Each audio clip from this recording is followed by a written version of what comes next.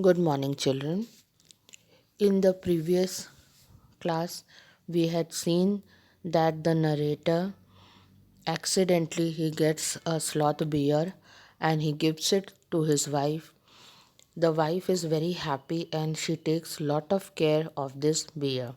The bear is kept at home. It becomes a family member.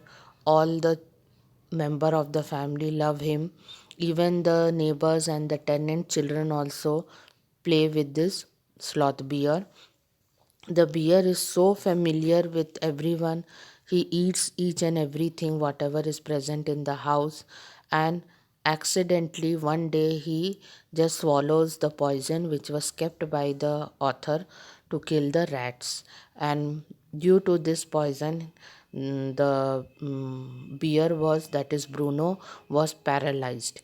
And then also, the narrator he says that immediately injection antidote was given to him and he became all right. So let us see the further incident what the narrator tells us. Now the narrator he is telling another incident in which Bruno he just swallows a gallon of engine oil. Engine oil is a oil which comes out from the engine, any kind of engine, and which is kept in the houses for using it for some kind of lubrication, or even it is used to kill some pest, like the narrator used it to kill termites. Okay, termite means dimak, which eats the wood. And so if you put this oil there, the termites they die and they don't attack the wood. And so it was kept there in a big container. And when Bruno saw this, he thought that it is some kind of juice or some kind of drinking item, and he just drank that engine oil. But luckily it didn't give him any side effect or did not affect him seriously, and then Bruno was completely fine. Now months had passed and Bruno was growing many times in his size. He became very huge in size. Now he became as equal to the Alsatian dogs which were in the house. Means so much his height had grown up.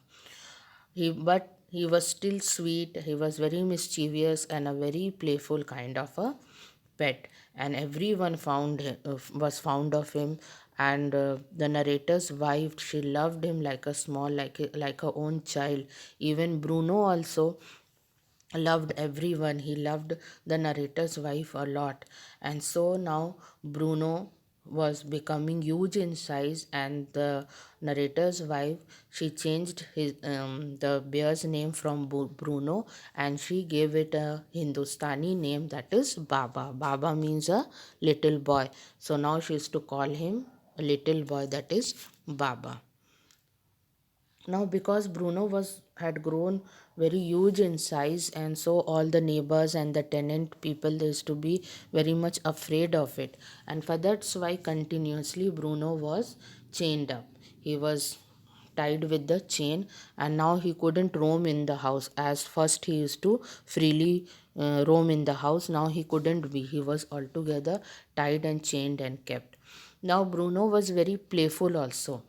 Whenever anyone asked Bruno, that is Baba, that where is your baby, whenever anyone asked him, he used to immediately go towards the cradle. Cradle is a jhula in which the small children are allowed to sleep. So he used to go towards the cradle and he used to pick up one piece of stick, and he used to show that it is a baby, and he used to put it in the cradle. So Baba was very playful also, and this was his best pastime, that always is to pick up a piece of stick, and he used to take it and put it in the cradle, and he used to just swing the cradle. And so all the house people and all the member, they used to enjoy this. But the only thing was, because he was growing in size, now it was difficult for him to be kept loose, and for that's why he was chained up. Now because the size of Bruno was extremely becoming larger and larger. So the narrator's son and the narrator, they advised his wife, even other friends, the neighbors, the relatives, all of them, they advised that now it is very dangerous to keep the bear in the house. It is not only dangerous for them, but it is dangerous for the other people also. And so now it is the time that Bruno, that is Baba, should be sent to zoo. Now he cannot be kept at home. Now the narrator, he says that it was very difficult to convince his wife, because she loved this bear as a child, and so she didn't want to part with him. But it took little time to convince her, but ultimately he and his son, they tried to convince his wife, and then she changed her mind, and a letter was written to the curator is a person who is the in charge of the zoo. And so a letter was written whether he is ready to accept a pet or a tamed bear, if he will take a bear in the zoo. And the reply came that yes, he is ready. And a big lorry was sent, in which the bear was tied and put, and nearly a distance of 87 miles was covered, and Bruno, that is Baba, was sent to the zoo. Now this parting of the animal from the family and from the narrator's wife was very, very sorrowful. The narrator's wife couldn't accept this. All the time she missed Baba very greatly. She missed him so much that she was crying for days, and wept means she cried, and she fretted means she was worried, unhappy, she stopped eating food. And same was the condition of um, Baba also. When he was sent in the zoo for days together, he was quiet, he didn't eat food, continuously tears rolled out of his eye. Even the curator was very much surprised to see that an animal was showing so much of sorrow and pain from being separated from his family. And so he also wrote a letter, and he informed the narrator that the animal is not at all fine. Many days have passed, but till now the animal is weeping, crying, and not eating food properly. Now, the narrator's wife, she wanted to meet Bruno. Few months had passed, and so she wanted to meet Baba, but the narrator, his son, and many other friends and other people, whoever came to know, they said that the animal doesn't remember. After 2 3 months, the animal will not remember anyone. That is the nature of the animals, that they don't remember. Once they are away, they will forget. But the narrator's wife, she was very determined, and so she wanted to go and meet. Once she wanted to go and see the animal, and whether it recognizes her or not, but still she wanted to go. And so now the arrangement was made, and all of them, they moved to the zoo by car. As they reached there, while she was just a few steps, few meters away from the cage, the animal saw her and he recognized her. He howled, means he gave a loud voice like he's very happy. And then the narrator's wife, she ran and came near him. She patted him on his head, and both of them there, she sat down there, and the animal also sat down there. Till hours they both were sitting there only. The narrator's wife was just crying. Even the animal also was crying. And by seeing this reunion of these two people, you cannot say, but the animal and the narrator's wife, by seeing them meeting again, everyone was surprised, because the same emotion was seen in the narrator's wife as well as the animal. Narrator's wife also was crying continuously. She had brought lot of food items for the animal which she gave. The animal also recognized her. He was so happy to see. He started eating. From so many days he was not eating properly, but whatever items were brought by the narrator's wife, he started eating it, and he never moved from the near the bars. He was just sitting near the narrator's wife, and they both were just sitting and crying. So this emotional bonding was seen between the narrator and the animal, and this was, everyone were shocked to see. Even the curator who used to take care of the zoo, who was familiar with all the animals, he also was shocked to see the emotions which the animal showed. He was very shocked to see that the animal was behaving like a human being, and the animal also had so much of love and affection for the lady.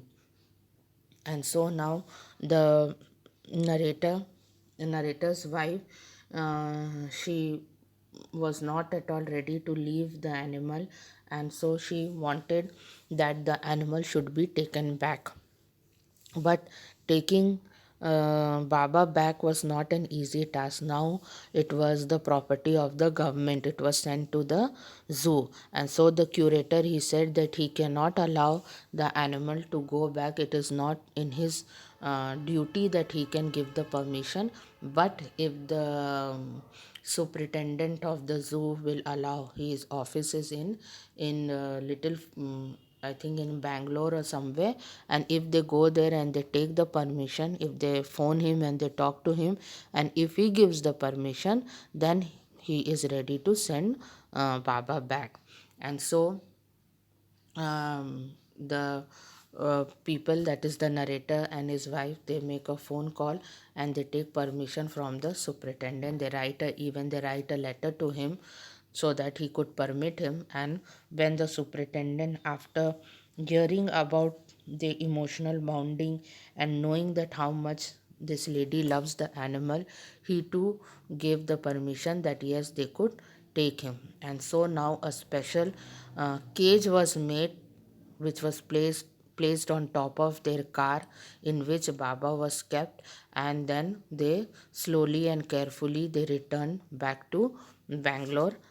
And now Baba was back in his original home. So once they reached the home, you can say a team of coolies had to be arranged, because now it was not possible for them to keep Baba in their house, because the Baba now was in huge size. Now it was not possible for them to keep it. A separate room had to be made, and so these people, they decided that they will make a small zoo kind of a thing in their compound. And for that's why many labors were called, and they started uh, making the compound. They were started changing the compound into a small zoo. And after some days, when the work was over, Baba was transferred in that compound. A wooden box that once housed floors was brought and put on the island for Baba to sleep at night. So in that compound, a big wooden box was kept there, in which Baba would sleep. Straws were placed there to keep him warm, and his little baby, that is the you can say the stick or the wooden piece which he used to treat it like baby, and the cradle in which he used to put the stick, all his things were kept there, the things which he used to play.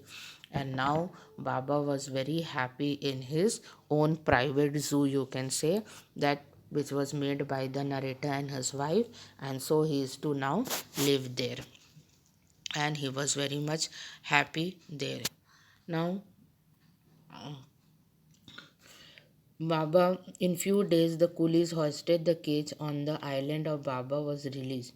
As I just now only explained that he was released there and he was kept there. Now he was 15 months old and he was very heavy too. And so now he lived very happily with his parents only, you can say, because the narrator and his wife, they loved Baba as their own child. And Baba in return also gave the same love and affection to narrator's wife and narrator. He loved the narrator's wife like his own mother. So here the narrator ends by asking us a question that sloth bear has no sense of affection, no memory, and no individual characteristic. This was the said that someone told that bears don't have any affection, they don't remember, they don't have any memory, and they don't have any characteristic also. They are animals and they behave like animals. But this sloth bear proved all this thing wrong. There was a very tight and a very emotional bonding between the narrator's wife and the bear. They showed this story teaches us that animals too have emotions. If if we give the same love and affection to animal, the same love and affection they will return us back. And so here, whatever love and affection the wife narrator's wife gave to the bear, the same love and affection the bear had returned them back. And so they lived happily now. And so this chapter teaches us that human beings and animals also can have a good bonding between them. It is not that because they are animals they don't have any emotions and love and affection, but if we take care of them naturally, they will also have lot of love and care for us. So just read the chapter, children, for better understanding.